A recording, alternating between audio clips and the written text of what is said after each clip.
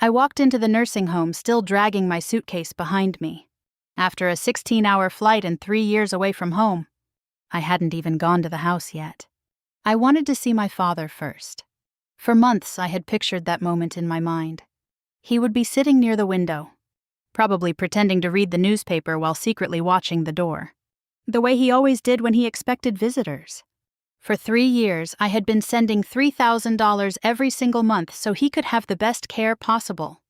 Private nurses, a comfortable room, whatever he needed. Every time I called home, my mother would tell me the same thing. Your dad's doing fine. He's just not up for phone calls lately. I believed her. I believed all of them. The receptionist smiled politely when I walked up to the desk and asked for my father's room. Richard Harper, I said. I'm his daughter. She typed something into her computer, then paused. Her expression shifted just slightly before she picked up the phone and asked a nurse to come to the front desk. A moment later, a nurse walked over and looked at the screen. Then she looked at me. The kind of quiet sympathy in her eyes made my stomach drop before she even spoke. Ma'am? She said gently. Richard Harper passed away 3 years ago. For several seconds, I couldn't hear anything at all. Not the voices in the hallway. Not the humming lights above us. Just those words echoing in my head. 3 years ago. That can't be right, I finally said, my voice sounding strange even to me. There must be some mistake. The nurse frowned slightly and glanced back at the computer screen. I'm sorry, she said softly. Are you Natalie Harper? Yes. She nodded slowly. The records show Mr. Harper passed away about 3 weeks after he was admitted here. Heart complications. My brain struggled to keep up with what she was saying. 3 weeks after he was admitted. 3 weeks after I left the country. No, I said again, shaking my head. That's impossible. I set my suitcase upright beside me and leaned both hands on the counter. I've been paying for his care every month, I told her. $3,000. My mother handles the payments, but I've been sending the money regularly for the past 3 years. The nurse's confusion deepened. You've been sending payments directly to the facility? She asked. No, I said quickly. I send the money to my mom, and she takes care of everything locally. The nurse hesitated before slowly turning the screen toward me. This is the medical file, she said. My father's name appeared at the top of the page. Richard Harper. Date of birth. Admission date. Then the line underneath it. Date of death. The date made my chest tighten. It was less than a month after the day I had boarded the plane for Singapore. I stared at the screen, trying to force my mind to reject what I was seeing. That can't be right, I whispered again. The nurse's voice softened even more. I'm very sorry, she said. Your brother handled most of the paperwork when it happened. My brother, I repeated. Yes. Kyle Harper? I straightened slowly. Kyle lived in the same town. He was the one who helped my mother arrange my father's care after his health started declining. He completed the discharge documents. The nurse continued. He also coordinated the funeral arrangements. The word funeral felt like it echoed inside my chest. What funeral? I asked. The nurse blinked. The family service, she said carefully. A small one. According to the notes. My hands tightened on the edge of the counter. I never attended a funeral, I said quietly. For the first time. The nurse looked genuinely unsettled. Oh, she said slowly. She scrolled through the file again. Well, according to the record, the family informed us that Mr. Harper's daughter had already been notified overseas. A strange silence filled the space between us. I was never notified, I said. The nurse looked at the screen again, then back at me. I'm sorry, she said again. I assumed you already knew. I leaned back from the counter and ran a hand through my hair. Trying to make sense of anything. 3 years. For 3 years I had been calling home, asking about my father. For 3 years my mother had told me he was doing fine. For 3 years I had been sending $3,000 every month for his care. And according to the file on that computer screen, my father had been dead the entire time. The nurse hesitated before adding one more thing. When he passed, she said quietly, we did attempt to reach his daughter using the contact information listed in the file. She pointed to a note on the screen. But your brother told us you were already aware of the situation. I stared at the line of text she was indicating. It was just a short note. Daughter notified overseas. For the first time since the conversation began, a cold feeling settled deep in my stomach. Because I knew one thing with absolute certainty. No one had ever told me my father was dead. I stood there staring at the screen long after the nurse finished speaking. The date didn't change no matter how many times I blinked. 3 years ago. 3 weeks after I left the country. My mind kept trying to find some other explanation. A clerical mistake. The wrong patient record. Something that would make the entire conversation disappear. That's not possible, I said quietly. The nurse watched me with a concerned expression. I understand this must be very difficult, she said gently. No, I said again, shaking my head. You don't understand. I've been paying for his care every month. Her eyebrows lifted slightly. $3,000. I continued. Every month for 3 years. The nurse glanced back at the screen. You've been sending payments to the facility directly, she asked. No, I said.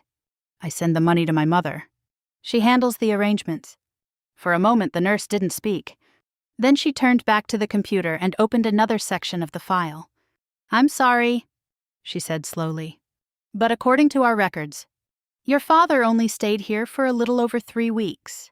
Her finger moved along the timeline displayed on the screen. After his passing, the account with the nursing home was closed. Closed. 3 weeks. My head felt light. But I kept sending money, I whispered. The nurse looked at me carefully, clearly unsure what to say. I stepped closer to the desk again. Can you show me the exact date? I asked. She nodded and pointed to the line again. The date was precise. It was just 22 days after the morning I had hugged my father goodbye at the airport. I could still remember that morning perfectly. The way he stood on the porch pretending not to get emotional. The way he told me not to worry about him. Go build your career, he had said with that half smile of his. We'll still be here when you come back. A tight pressure formed in my chest. He had already been gone by the time I sent my second payment. By the time I called home asking how he was doing. By the time my mother told me he was resting and didn't feel like talking. $3,000 every month. For 3 years. My mind did the math automatically. More than $100,000. The nurse shifted slightly beside the desk. Your brother handled most of the paperwork after your father passed, she said gently. I looked up. Kyle. She nodded. He was listed as the primary contact. My brother had always lived in town. He was the one who helped my mother arrange my father's care while I was overseas. What paperwork did he handle exactly? I asked. Discharge forms. Final documentation. Arrangements after the death. The word arrangements hung heavily in the air. Arrangements for what? I asked. The nurse seemed confused by the question. For the funeral, she said. My heart skipped. What funeral? She blinked. The family service, she said cautiously. A small one. I felt like the floor had shifted under my feet. There was no funeral, I said. Her confusion deepened. There should have been, she replied slowly. According to the notes, your brother organized it. She scrolled through the file again. Here, she said, pointing to another entry. It was a short note written by a staff member. Family arranged private service. I stared at the words for a long moment. A funeral had happened. People had stood around my father's coffin. They had buried him. And no one had told me. When was it? I asked quietly. About a week after he passed, she said. A strange numbness spread through my chest. All those phone calls with my mother suddenly replayed in my mind. Every time I asked how Dad was doing. Every time she answered calmly, he's doing fine. He's just tired today. He doesn't feel like talking. For 3 years. Those words had sounded comforting. Now they sounded like something else entirely. A lie repeated so many times it almost became routine. The nurse studied my face carefully. "I'm very sorry," she said again. "Did the facility ever try to contact me directly?" I asked. She nodded. "Yes.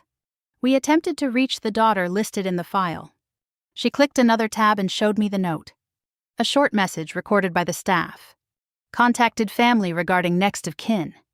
Brother confirmed, daughter already informed overseas." I read the line twice. "My brother confirmed." The nurse folded her hands gently on the counter. "We assumed you had been notified," she said. I felt a slow chill settle in my stomach. Because there was no confusion anymore. No misunderstanding. Someone had told this place I already knew. Someone had made sure they wouldn't try to reach me again. And that someone had been talking to me on the phone for the past 3 years. I picked up my suitcase slowly. The nurse watched me carefully. "Is there anything else I can help you with?" she asked. I shook my head. "No." My voice sounded calm, almost distant. But inside my head, memories were beginning to rearrange themselves. Phone calls that suddenly felt strange. Excuses that now sounded rehearsed. Moments when my brother avoided video chats. Little details I had ignored at the time.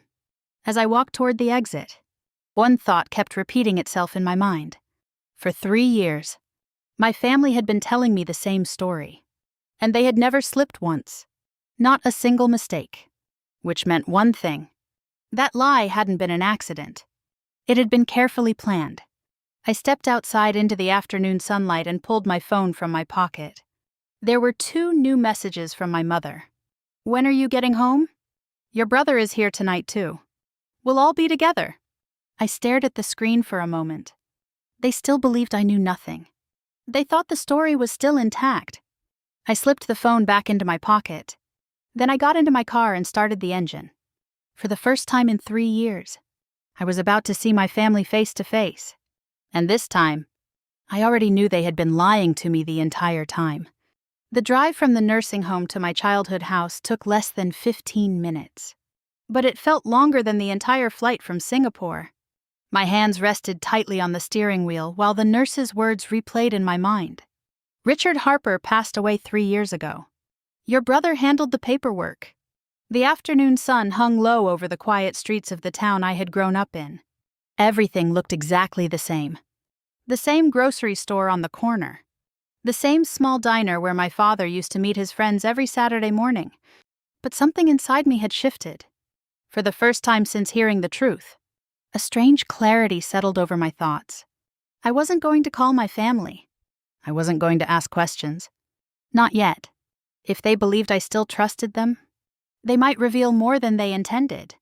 I turned onto our street and slowed as the familiar houses came into view. When I pulled into the driveway, the first thing I noticed was the new car parked beside my mother's sedan. Kyle's car. My brother was already here. The house itself looked freshly maintained. The front lawn had been recently trimmed. The porch railing had been repainted. It looked like a home where things were going well. Not like the home of a family struggling to pay for medical care.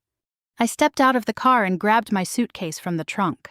For a moment I stood there, staring at the front door.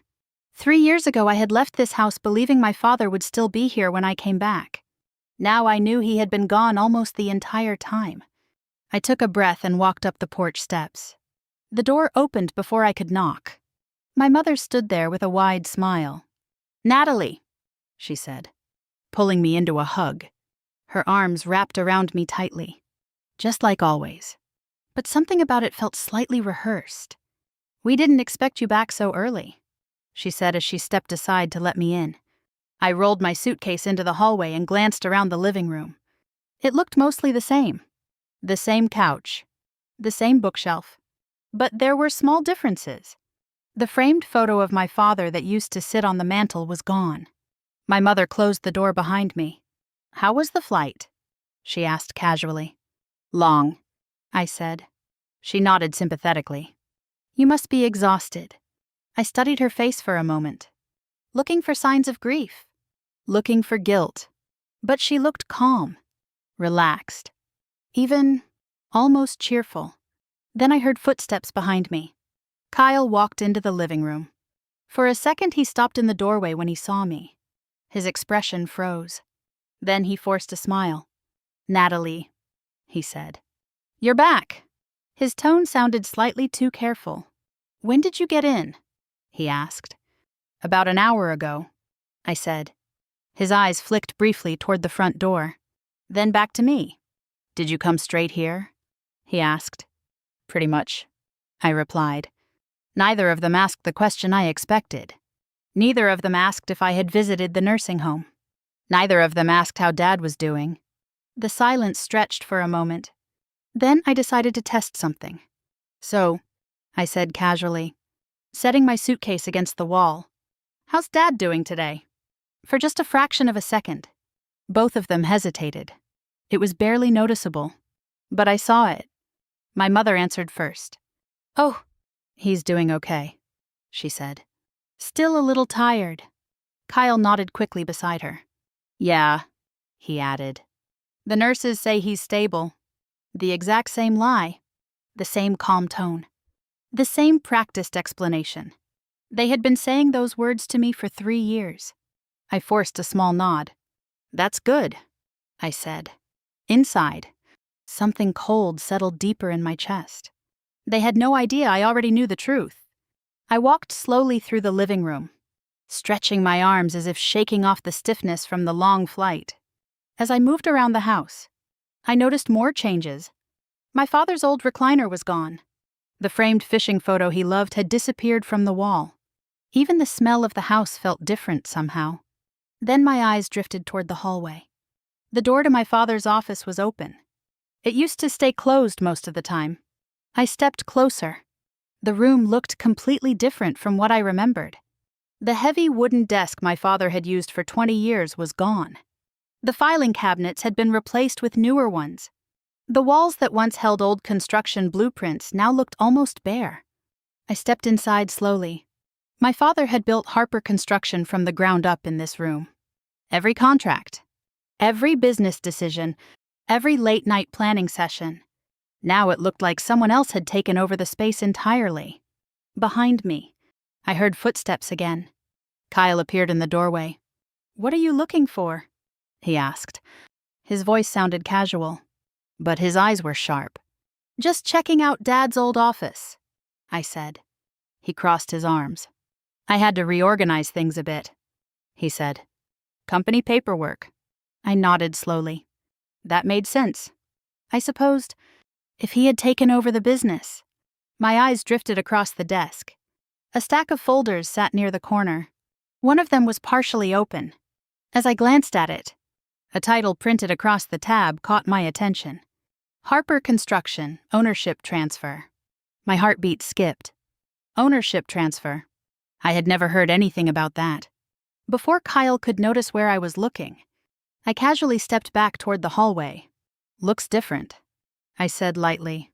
"Yeah," he replied. I walked out of the office and back into the living room. But the words on that folder stayed burned into my mind. If my father had died 3 years ago, and there was an ownership transfer in his company, then someone must have signed the paperwork. And my father had always been very careful about one thing. The only signature he ever trusted was his own. I waited until the house finally went quiet. Dinner had come and gone like any ordinary evening. My mother talked about the neighbor's new dog. Kyle complained about supply costs at the company. The television murmured softly in the background while we sat in the living room pretending everything was normal. And through the entire evening, no one once mentioned my father. No one asked if I planned to visit him the next day. No one asked if I wanted to call him. They kept talking the way they had for the past 3 years, repeating the same careful routine. Eventually, my mother went upstairs. Kyle stayed up a little longer, scrolling through his phone before disappearing down the hallway. The house fell silent. I waited another 20 minutes before leaving my room. The hallway was dark except for the faint light from the kitchen.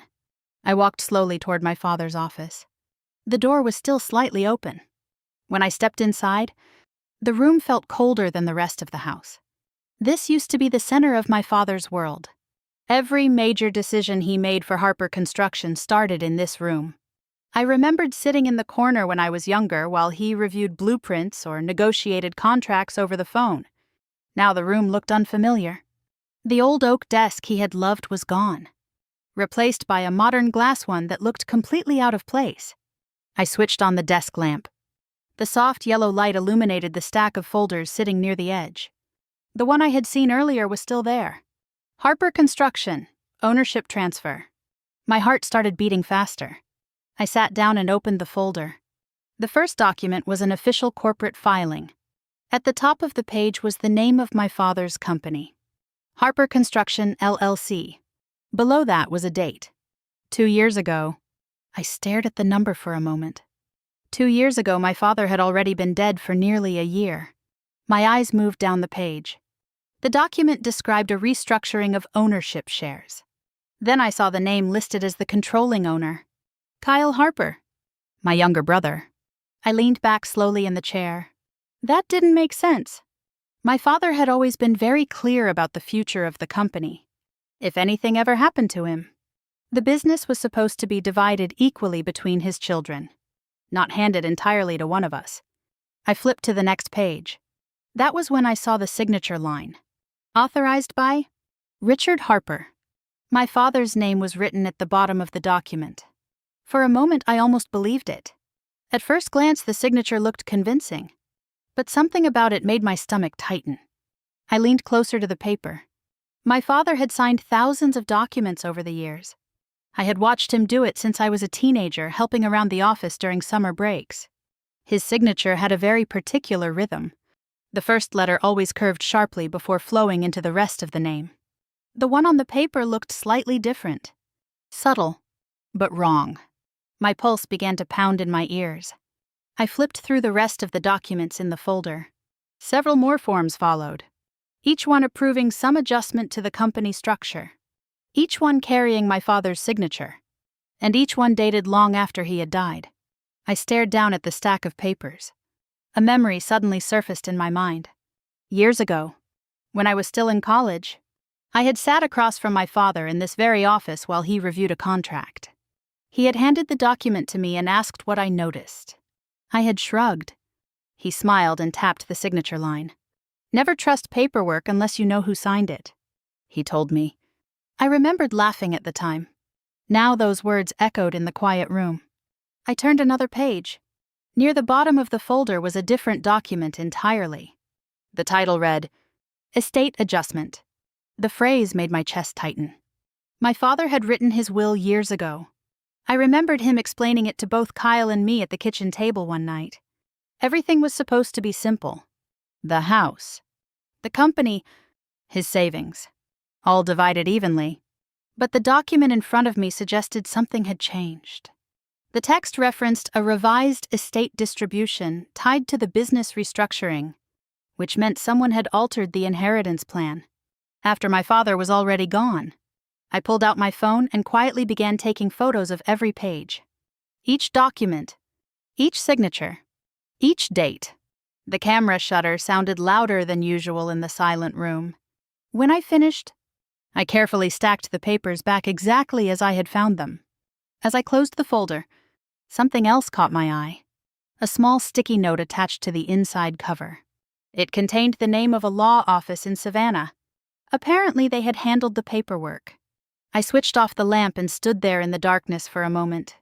If my father died 3 years ago, and the company ownership changed 2 years ago, then someone had approved those documents in his name, and whoever did it had been careful enough to make the signatures look almost real. I stepped quietly out of the office and returned to my room. Once inside, I sat on the edge of the bed and opened the photos on my phone again. The signatures stared back at me from the screen. My father's name, written over and over again. But the dates made one thing impossible to ignore. Someone had been signing documents for a dead man. And if those signatures were fake, then this wasn't just a family secret anymore. It was fraud. I didn't sleep that night. Every time I closed my eyes, I saw the signatures again. My father's name written neatly across the bottom of documents that should never have existed. By 3 a.m, I stopped pretending I was going to rest and sat up in bed with my phone in my hands, studying the photos I had taken in the office. The dates didn't lie. Every one of those approvals had been signed more than a year after my father died. Someone had created an entire legal paper trail for a man who wasn't alive to sign anything. And the more I looked at the documents, the more one detail kept pulling my attention. The name of the law office printed in the corner. If those papers had been processed legally, someone at that firm had seen them. Someone there might know how the transfer actually happened. When morning came, I told my mother I needed to run some errands in town. She barely looked up from her coffee. "That's fine," she said. "Your brother has some work to do at the office anyway." Kyle sat at the table scrolling through his phone. For a brief moment his eyes met mine. There was something watchful in the way he studied me. "Back already," he said casually. "Jet lag," I replied. He nodded slowly but didn't say anything else. I grabbed my keys and walked out before either of them could ask questions. The drive into Savannah took about 30 minutes. The law office from the documents was located in a quiet brick building near the courthouse square. It looked respectable, professional, the kind of place people trusted with important decisions. Inside, the lobby smelled faintly of polished wood and coffee. A receptionist looked up when I approached the desk. "Good morning," she said politely. "Good morning," I replied. "I was hoping to speak with Michael Langford." She glanced at her computer. "Do you have an appointment?" "No," I said. "But it concerns a matter involving Richard Harper." Her expression changed slightly at the name. "Please have a seat," she said. "I'll see if he's available." I sat in one of the leather chairs along the wall and studied the framed degrees hanging behind the reception desk. Estate law, business transfer, corporate restructuring. Exactly the kind of legal work that had produced the documents sitting in my phone. After a few minutes, a door opened down the hallway. A man in his late 50s stepped out. "Ms. Harper," he said. I stood. "Yes." He gestured for me to follow him into his office. Once inside, he closed the door and motioned for me to sit across from his desk. "So," he said politely, settling into his chair. "How can I help you today?" "My name is Natalie Harper," I said. The moment I said it, something shifted in his expression. Recognition. "You're Richard Harper's daughter," he said. "Yes." He leaned back slightly. "I thought you were still overseas." I said. "I came back yesterday." His eyebrows drew together. "That's surprising." I pulled out my phone and opened the photos of the documents. I found some paperwork regarding Harper Construction. I said, sliding the phone across the desk toward him. "I was hoping you could explain it." He adjusted his glasses and looked down at the screen. For several seconds he said nothing. Then he sat back slowly in his chair. "These documents were processed here," he said. "I assumed you had approved them." "I didn't approve anything," I replied. He frowned. "That's not what our records show." He turned his computer monitor toward me and opened a file. An email thread appeared on the screen. At the top of the conversation was a familiar name, Natalie Harper. But the email address underneath looked slightly wrong. One extra letter in the middle. A tiny difference that most people probably wouldn't notice. "These messages confirmed the estate adjustments," he said. "They authorized the ownership restructuring for Harper Construction." My chest tightened. "I never sent those emails," I said quietly. He scrolled through the conversation. The messages were written in a neutral, professional tone. Approving document revisions. Confirming the transfer of company control to Kyle Harper. Acknowledging the estate adjustments. Every message was signed with my name. "I assumed this was your address," he said slowly. It looked legitimate. "It isn't mine," I replied. He stared at the screen for a long moment. Then he removed his glasses and rubbed his forehead. "If that's true," he said carefully, "then someone impersonated you during the entire approval process." A cold silence filled the room. "That would mean," he continued slowly, "that the legal authorization we received was fraudulent." I leaned forward slightly, so the ownership transfer might not be valid. He hesitated. "If those emails weren't sent by you, then the documents were approved under false pretenses." He clicked into another section of the estate file. which means the company transfer could potentially be challenged. My heart pounded. He kept reading through the file, scrolling slowly.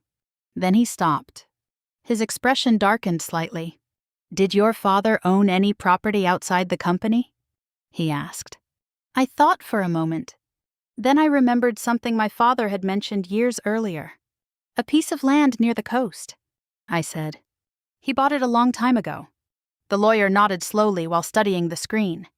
"Well," he said quietly, "according to these records." He turned the monitor toward me. "That property was transferred last year." I looked down at the name listed under the ownership line. Kyle Harper. My brother now owned the land. And suddenly it became clear. The company, the property, the emails pretending to be me. This hadn't been a single lie. It had been a plan. The lawyer leaned closer to the screen, scrolling slowly through the property file. I watched his face carefully while he read. "Your father owned this land personally," he said after a moment. It wasn't part of Harper Construction. The document on the monitor showed a map of the Georgia coastline, a small parcel of land marked just outside a growing development area. Something about it felt familiar. Then the memory surfaced. Years ago, my father had mentioned buying a piece of land near the water. He said one day he might build a small house there, somewhere quiet. He told me once, a place where I can finally slow down. I had almost forgotten about it. "How much is it worth?" I asked. The lawyer clicked on another file and pulled up the most recent assessment. The number that appeared on the screen made my chest tighten. "Based on the latest valuation," he said. "Several $1,000,000. For a moment, neither of us spoke. $3,000. That was what I had been sending every month to help pay for my father's care. $3,000, I believed, was keeping him comfortable, while all along there had been land worth more than everything I had saved in my life. The lawyer scrolled further down the file. "Here's the transfer record," he said. My eyes moved to the bottom of the document.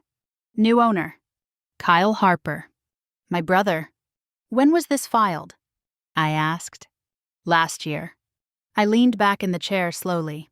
"That's impossible," I said. "It was processed through the estate adjustment paperwork," the lawyer explained. "The same authorization emails that approved the company restructuring. The same fake emails. The same forged permissions." I stared at the screen. Every major asset my father had owned. The company. The land. All transferred through the same system. "Who filed the paperwork?" I asked quietly. The lawyer opened another document. At the bottom of the page were 2 signatures. Kyle Harper. And beneath that, Diane Harper. My mother. The words felt like they settled heavily in my chest. For a moment I had hoped maybe she didn't know what was happening. Maybe Kyle had acted alone. But the document made that impossible. "She signed as executor of the estate," the lawyer said. I stared at the signature for several seconds. My mother's handwriting was unmistakable, which meant both of them had been involved. The room felt unusually quiet. The lawyer leaned back slightly in his chair. "Let's reconstruct the timeline," he said. He began listing the events calmly. "Your father passed away." I nodded. "A funeral was held shortly afterward. A funeral I never knew about. You continued sending money for his care. Every month? For 3 years." He tapped the screen.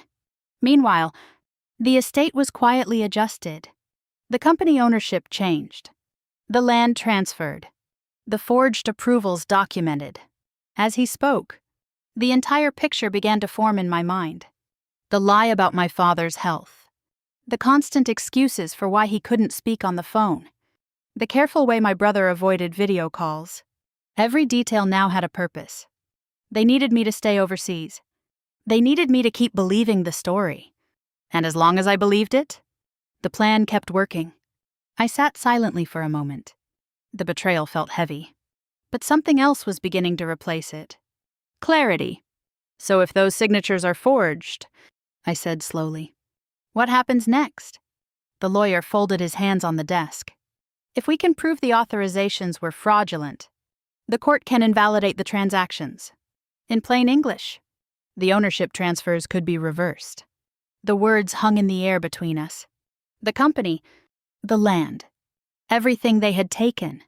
All of it could potentially be undone. What would you need?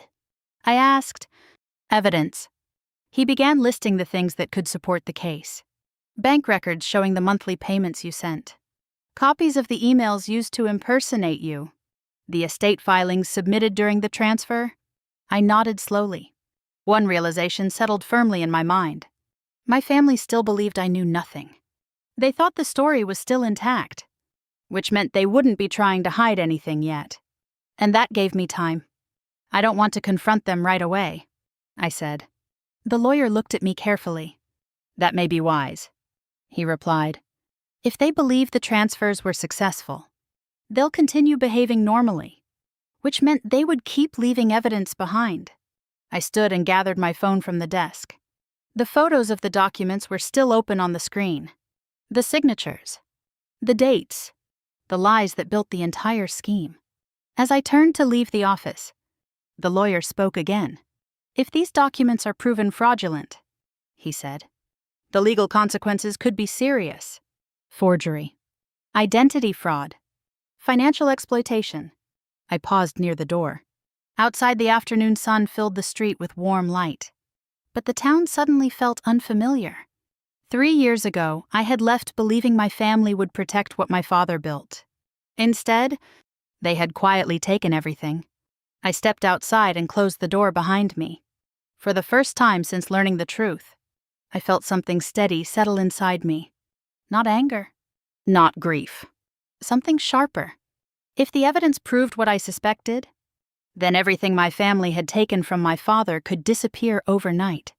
The next few weeks passed in a strange kind of silence.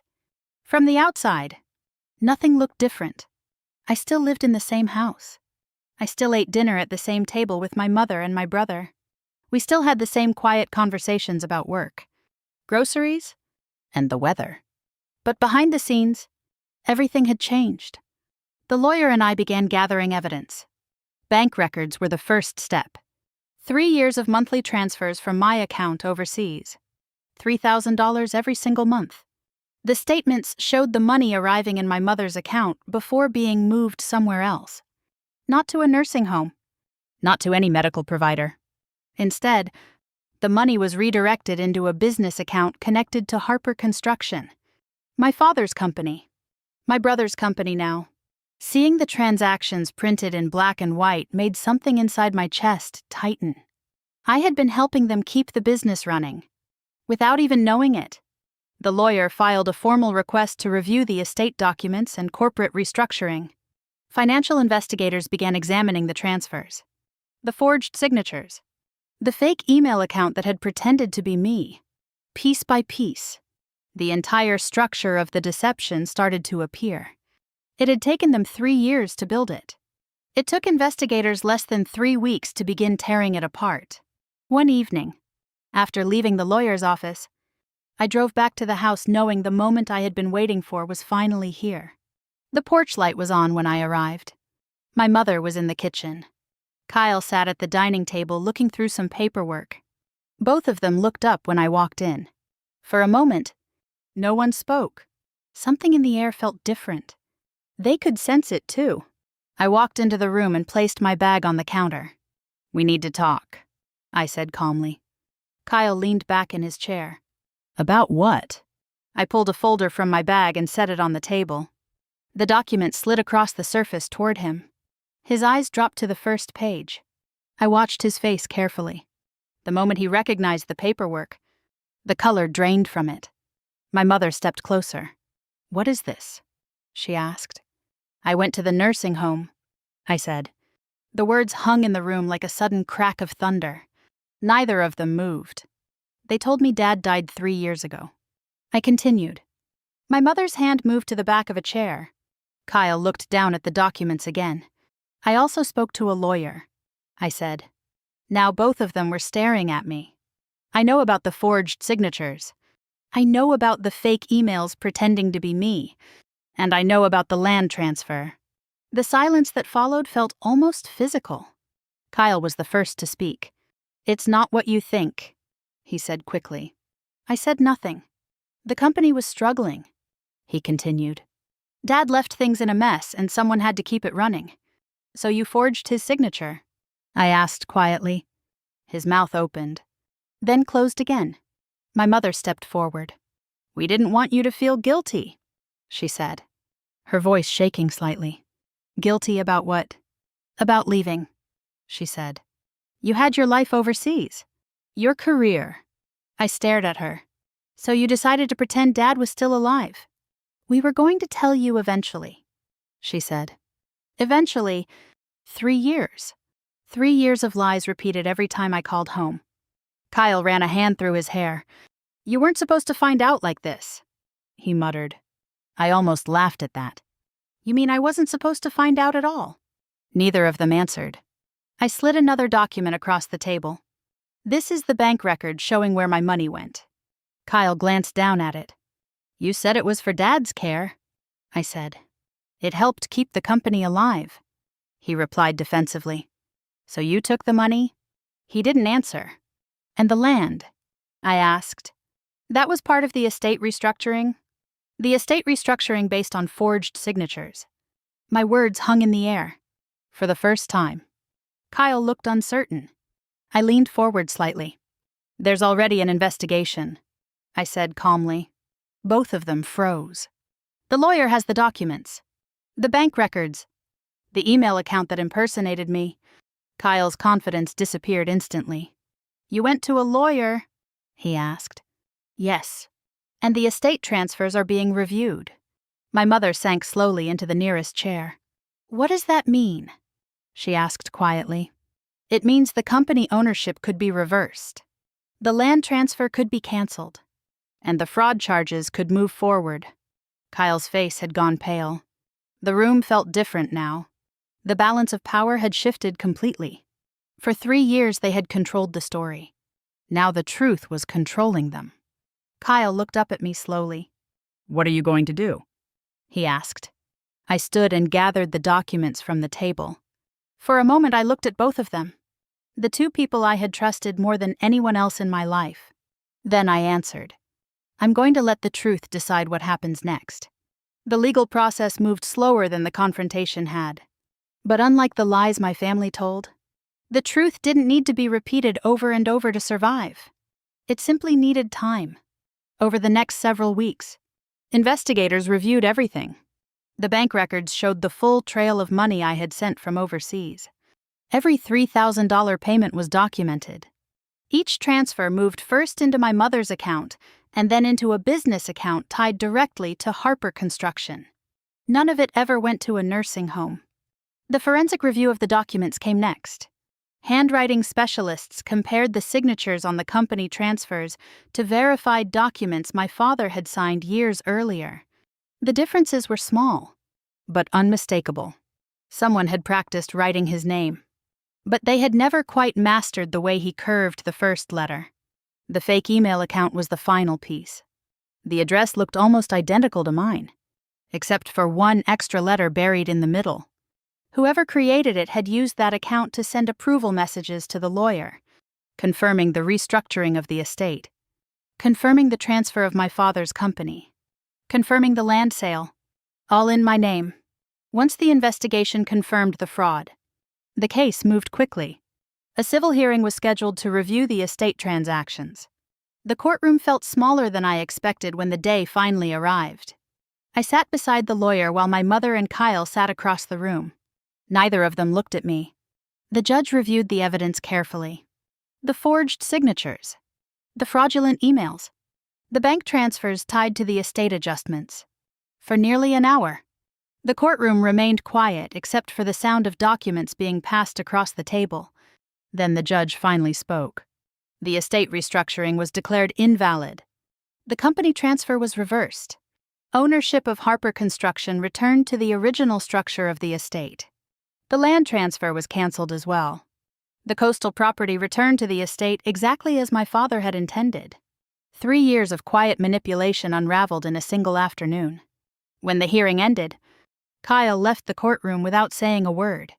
My mother remained seated for a few seconds longer. When she finally stood, she walked toward me slowly. I never thought it would end like this, she said quietly. Neither did I. But I also never thought I would learn about my father's death from a nurse at a front desk. I'm sorry, she said. For a moment I considered everything those words might mean. 3 years of lies. A funeral I never attended.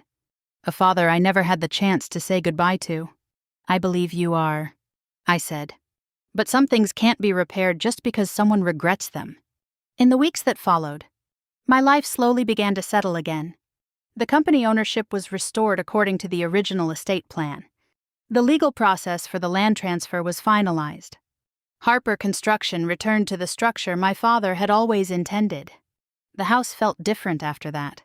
Quieter. My brother stopped coming by. My mother stayed mostly to herself.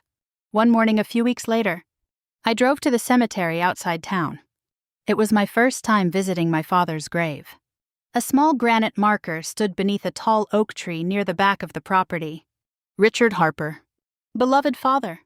Builder. I placed a small bundle of flowers at the base of the stone and stood there for a while without speaking. There were a lot of things I had imagined saying to him if I ever got the chance. Instead, the words that came out were simple. I figured it out. Dad? The breeze moved gently through the leaves above me. I didn't let them take everything you built. For the first time since I had walked into that nursing home weeks earlier, something inside my chest finally felt lighter. Justice doesn't erase betrayal.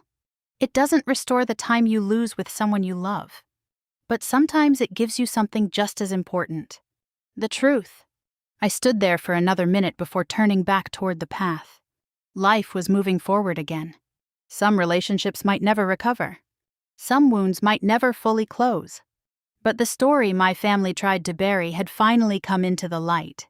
And sometimes, that's the closest thing to revenge that really matters. Before you go, I'm curious about something. If you discovered that the people you trusted most had been lying to you for years, what would you have done in my place? Would you have confronted them right away? Or waited until you had the evidence? Let me know what you think in the comments. I read every single one. And if you enjoy stories like this about family drama, betrayal, and the moment the truth finally turns the tables, make sure you subscribe and stay here with us. There are a lot more stories like this coming.